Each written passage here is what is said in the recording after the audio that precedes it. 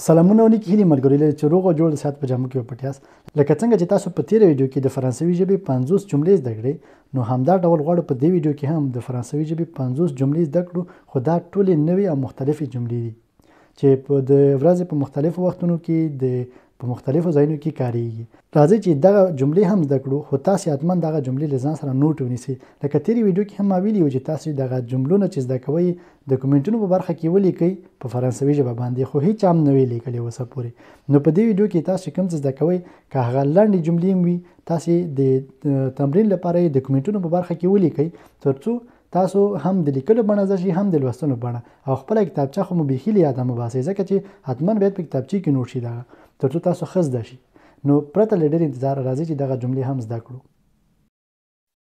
ښه لومړی برخه چې دی د خبرو پیل کولو لپاره دی یعنی د خبرو پیل کولو جملې دي نو راځي چې زده کړو لومړی جمله ده وایي je voudrais vous parler je voudrais vous parler je voudrais vous parler زه همداسې ورو ورو تلفظ کوم ترڅو تاسو یې ښه تلفظونه په سم او صحیح ډول باندې زده کړئ سمه ده او تاسو هم راسره تکراروئ یو ځلې د دې معنا دا ده چې زه غواړم له تاسو سره خبرې وکړم دوهمه جمله puis je vous poser une question puis je vous poser une question puis je vous poser une question زه کولای شم له تاسو څخه یوه پوښتنه وکړم د دې معنا دغه ده که تاسو چې هر وخت په جملې کې دغه ډول لیکله بڼه ګورئ یعنې دا د سوالیې بڼه ده دریمه جمله ده je suis content de vous voir je suis content de vous voir je suis content de vous voir زه له تاسو سره په لیدلو خوشحاله یم یعنې ستاسو له لیدلو څخه خوښ یم او بل ده ça me fait plaisir ça me fait plaisir یعنی دا ماله خوشحالي راکوي دا ماته خوشحالي راکوي دا ما خوشحاله کوي دا په دې معنا ده چې وایي دا ما خوشحاله کوي دا ماته خوشحالي راکوي یعنی کله چې تاسو یو چا سره مخامخ شئ او هغوی ته ووایئ چې ستاسو ملاقات نه خوښ یم او ستاسو لیدل ماته خوشحالي راکوي نو تاسو کولی شئ دغه جمله وکاروئ پنځمه جمله ده وایي je voudrais apprendre je voudrais apprendre je voudrais apprendre زه غواړم زده کړه وکړم ښه اوس راځئ چې بله برخه هم تشریح کړو دومه برخه ورځنی ژوند دی چې په ورځني ژوند کې موږ کومې جملې کاروو هغه دغه دي شپږمه جمله ده où habitez-vous où habitez-vous تاسو چیرته ژوند کوئ اوومه جمله ده j'ai besoin d'aide j'ai besoin d'aide j'ai besoin d'aide زه مرستې ته اړتیا لرم اتمه جمله où allez-vous où allez-vous où allez-vous تاسو چیرته ځئ نو کولی شئ دغه جمله دغه سوالیه تاسې په دا محترمانه ډول باندې دی که نه تاسې وایئ چې où allez-vous تاسو چیرته ځئ ته کولی شئ ته چیرته ځئ où vas-tu یا tu vas او دواړه ما یو ډول دی خو مقصد د سوالیې شکل یې دغه دی چې مثلا تاسې مخکې یو ځلې وایئ چې où allez-vous نهمه جمله ده je suis perdu je suis perdu je suis perdu زه ورک شوی یم یعنې ما نه لاره ورکه شوې دی ته په ښار کې نابلده یې نو کولی شي چې یو چا نه پوښتنه وکړي ورته ووایي چې je suis perdu زه ورک شوی یم ما ته لارښوونه کولی شي او که نه هغې به تاسو لارښوونه وکړي لسمه جمله ده que faites-vous dans la vie que faites-vous dans la vie que faites-vous dans la vie تاسو په ژوند کې څه کوئ نو راځئ چې بله برخه هم تشریح کړو دریمه برخه ده وخت او موسم یولسمه جمله quelle heure est-il quelle heure est-il quelle heure est-il ساعت څو دی دولسمه جمله il est 10 heures il est 10 heures چې هغه هر څو بجې وي تاسې کولی شئ چې ورته ووایئ il est یعنی دی بجې دي نو هغه نه بعد تاسې ورته ویلی شئ il est 12 heures داسې ټول ورته هر څه چې تاسو څو بجې هغه تاسې ورته ویلی شئ ما مثلا د مثال په ډول لیکلي چې 10 بجې دي Il fait beau. Il fait beau. Il fait beau. هوا ښه دی. کله تاسو هوا ډیره موسم ښه وي تاسو کولی شئ چې ووایئ چې il fait beau. او 14مه جمله il pleut. Il pleut. Il pleut. باران وریږي. کله دلته تاسو فکر کړی وي د ساعت ویلو لپاره د هوا ښودلو لپاره یا د باران وریدلو لپاره ټول il لیکل شوی دی. il خو د نارینه یو ضمیر د نارینه لپاره کارېدونکی ضمیر دی خو دا مل یاد ونوځي ګوره چې دلته موږ د هوا د حالاتو د ښودلو لپاره هم il کارولی شو چې دې باندې به انشاءالله موږ وروسته بحث وکړو چې ځکه دا یوه ډېره ځکه چې دا ډېره یوه پیچلې موضوع دی نو هغې لپاره تاسو سر مه خوږوئ تاسو یوازې دومره زده کړئ چې موږ کولی شو د هوا حالاتو لپاره هم il وکاروو سمه ده نو بل 15مه جمله ده چې وایي il fait froid il fait chaud لکه مثلا دا جملې ما یو ځای لیکلي دي دې لپاره زیاتونه نیسي تاسو کولی شئ il fait froid il fait froid il fait chaud il fait froid چې دی هغه وایي هوا سړه دی هوا سړه دی کله چې هوا ګرمه وي ډېره تاسو کولی شئ وایي il fait chaud il fait chaud راځئ چې بله برخه تشریح کړو څلورمه برخه ده پیرودل او دوکانونه مثلا تاسو ځئ بازار ته یو څه شی اخلئ هلته تاسو کولی شئ دغه جملې وکاروئ په دې کې 14مه جمله ده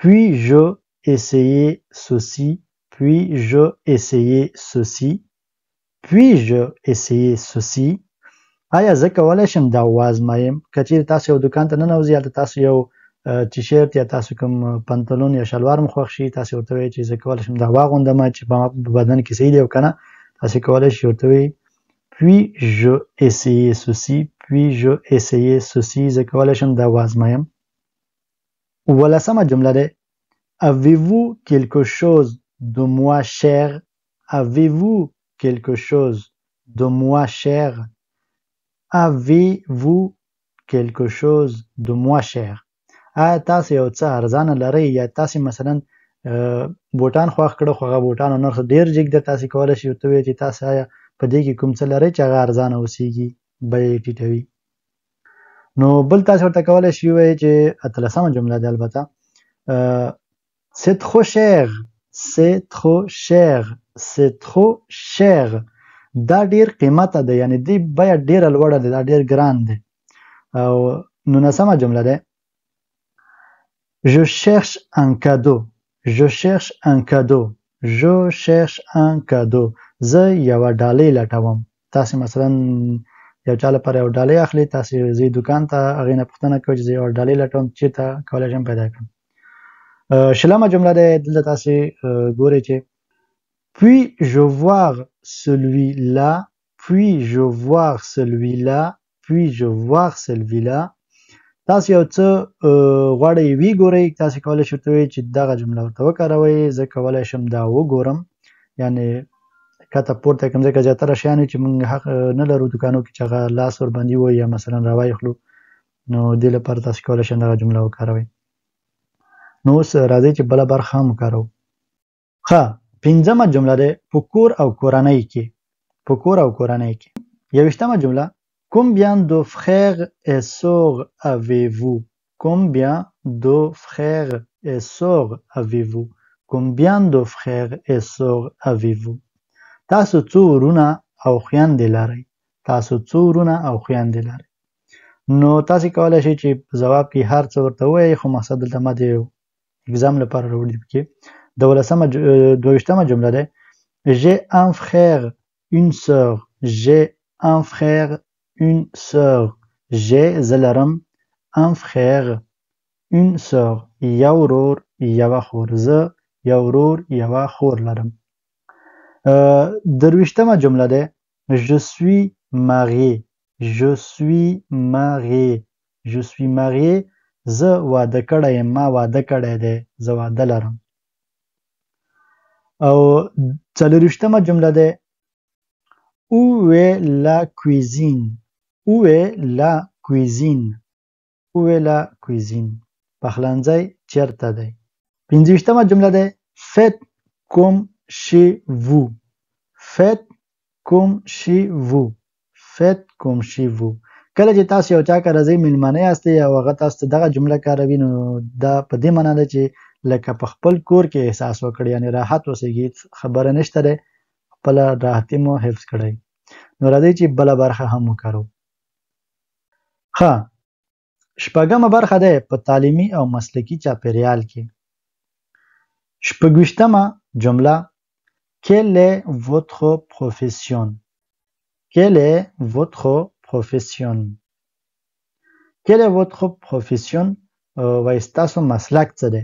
ستاسو دنده څه دی؟ اوویشتمه جمله ده J'étude le français. J'étude le français. J'étude le français. زه فرانسوي زده کوم. زه زده کوونکی یم، غواړم فرانسوي زده کړم. او اتهویشتمه جمله ده Pouvez-vous m'aider avec ça? Pouvez-vous m'aider avec ça? Pouvez-vous m'aider avec ça? آیا تاسو کولای شئ په دې کې مرسته وکړئ؟ یعنی تاسو کولای شئ په دې کې له ما سره مرسته وکړئ. نهویشتمه جمله ده J'ai besoin de plus de temps. J'ai besoin de plus de temps. J'ai besoin de plus de temps. زه نور وخت ته اړتیا لرم. یعنی تاسو یو کار ترسره کوئ، هغه هم نشئ کولی چې زر خلاص کړئ، تاسو کولی شئ ورته ووایئ چې J'ai besoin de plus de temps. زه ډېر وخت ته اړتیا لرم. دېرشمه جمله ده Je suis prête. Je suis prête. Je suis prête. prête چې دی آماده تیار ته ویل کېږي. زه تیار یم. ښه، راځئ چې اوس بله برخه هم تشریح کړو. اوومه برخه دی د نظر ورکولو جملې دي. یو دېرشمه جمله C'est intéressant. C'est intéressant. C'est intéressant. دا په زړه پورې دی. کله چې تاسو یو څه ګورئ او یو څوک تاسو نه نظر غواړي دا څنګه دی، دا څنګه نه دی، ته به ورته که ته غواړې ووایې چې دا ډېر ښه، ډېر په زړه پورې دی، نو ته به ورته وایې چې C'est intéressant. او یو دوه دېرشمه جمله دی Je pense que c'est une bonne idée. Je pense que c'est une bonne idée. Je pense que c'est une bonne idée. زه فکر کوم چې دا یو ښه نظر دی یا دا ښه نظریه دی. او درې دېرشمه جمله دی J'aime beaucoup. J'aime beaucoup. J'aime beaucoup. زه ډېره مینه لرم. که یو څه اوسېږي، تاسو نه یو څوک نظر غواړي، نو تاسو کولی شئ چې زه ورسره ډېره مینه لرم، زما ډېر خوښېږي. او څلور دېرشمه جمله دی Je suis d'accord avec vous. Je suis d'accord avec vous. Je suis d'accord avec vous. زه له تاسو سره همغږی یا موافق یم. پنځه دېرشمه جمله دی Ce n'est pas mal. Ce n'est pas mal. Ce n'est pas mal. دا بده نه دی، دا بد نه دی، یعنی ښه دی، ګزاره کوي. نو راځئ چې بله برخه هم تشریح کړو. ښه، اتمه برخه چې دی ټکنالوژي او ټولنیزې شبکې یا ټولنیزې رسنۍ کې. Puis-je utiliser votre téléphone? Puis-je utiliser votre téléphone? Puis-je utiliser votre téléphone? زه کولی شم ستاسو ټلیفون وکاروم. ځینې وخت تاسو ورکېږئ یا مثلا تاسو ټلیفون نه وي یا ټلیفون ورکړئ، کولی شئ چا نه غوښتنه وکړئ چې زه کولی شم تاسو ټلیفون وکاروم تر څو خپله ستونزه حل کړي. ښه، دلته اووه دېرشمه جمله Avez-vous une connexion Wi-Fi? Avez-vous une connexion Wi-Fi? Avez-vous une connexion Wi-Fi? آیا تاسو د وای فای یو کنکشن لرئ که نه؟ یعنې تاسو وای فای لرئ که نه؟ آیا تاسو وای فای لرئ؟ دلته راشئ ته لیکلي. ښه، اته دېرشمه جمله Envoyez-moi un message. Envoyez-moi un message. ما ته یو پیغام ولیږئ. او نهه دېرشمه جمله ده Je vais télécharger ça. Je vais télécharger ça. زه به دا ډاونلوډ کړم، زه به دا راښکته کړم خپل ټلیفون ته. څلوېښتمه جمله ده Suivez-moi sur un Instagram. Suivez-moi sur un Instagram. Suivez-moi sur un Instagram. کولی شئ تاسو دلته د مختلفو ټولنیزو رسنیو نوم ورته واخلئ که نه، چې مثلا دلته انستاګرام لیکل شوی، تاسو کولی شئ سویو چې دی هغه تعقیب یا څارنو ته ویلی کېږي، یعنې ما وڅارئ، ما تعقیب کړئ. نو په ټیک ټاک کې، په فیسبوک کې، په هر چیز کې وي. که تاسو چې زه اوسه پورې نه یم تعقیب کړی نو دا جمله به تاسو لپاره وایم چې سویما سو یوټیوب سو ټیک ټاک سو چې دغه زه فکر کوم چې دا کوم ملګري دلته دي هغوی ټولو له ما سره ملګري دي په مختلفو ځایونو کې خو په هر حال ناشته لږ ګپ مې ولګول ښه راځئ چې بله جمله هم تشریح کړو ښه نهمه برخه د روغتیا او ساتنې لپاره جملې چې کومې دي یو څلوېښتمه جمله ده Je ne me sens pas bien. Je ne me sens pas bien. Je ne me sens pas bien. زه ښه احساس نه کوم. زه ښه نه یم یعنې ګډوډ یم. او دوه څلوېښتمه جمله ده J'ai mal ici. J'ai mal ici. ici. تاسو کوم ځای درد کوي ورته وایي چې J'ai mal ici. J'ai mal ici چې هر ځای درد کوي ته کولی ورته وایي J'ai mal یعنې درد لري. زه درد لرم دغه ځای. او یو درې څلوېښتمه جمله ده Où est la pharmacie? Où est la pharmacie? Où est la pharmacie? pharmacie درملتون ته ویل کېږي. تاسو کولی شئ ورته ووایئ چې درملتون چېرته دی درملتون توګه د دواخانه وایي. او بله چې دی څلوېښتمه جمله J'ai besoin d'un docteur. J'ai besoin d'un docteur. J'ai besoin d'un docteur. زه یو ډاکټر ته اړتیا لرم. پنځه څلوېښتمه جمله دی C'est une urgence. C'est une urgence. C'est une urgence. دا یو بیړنی حالت دی یعنی دا یو عاجل حالت دی. نو راځئ چې بله برخه تشریح کوو. لسمه برخه دی د سفر او ترانسپورټ لپاره. شپږ څلوېښتمه جمله دی Où puis-je acheter un ticket? Où puis-je acheter un ticket? Où puis-je acheter un ticket? زه چېرته ټیکټ اخیستلی شم یا زه چېرته ټیکټ اخیستی شم. اووه څلوېښتمه جمله دی Combien de temps ça prend? Combien de temps ça prend? Combien de temps ça prend? دا څومره وخت نیسي. او اته څلوېښتمه جمله دی C'est loin d'ici. C'est loin d'ici. آیا له دې ځایه لرې دی. او نهه څلوېښتمه جمله دی Où est la station de métro? Où est la station de métro? د میټرو سټیشن یا د میټرو تمځای چیرته دی. او پنځوسمه جمله دی Puis-je avoir un plan de la ville? Puis-je avoir un plan de la ville? Puis-je avoir un plan de la ville? د دې معنی دغه دی آیا زه کولی شم د ښار نقشه ترلاسه کړم یا د ښار نقشه ولرم کومه نقشه کې چې ټول میټروګانې او ټرینونه بسونه وي. نو دا مو د 50 جملو اخیری جمله.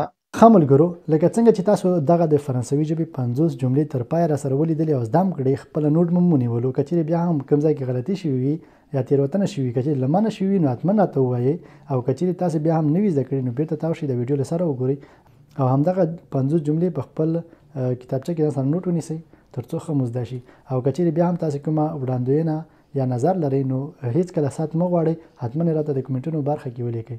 تر بلې ویډیو په لاس سپارم. ښې چارې د الله په امان.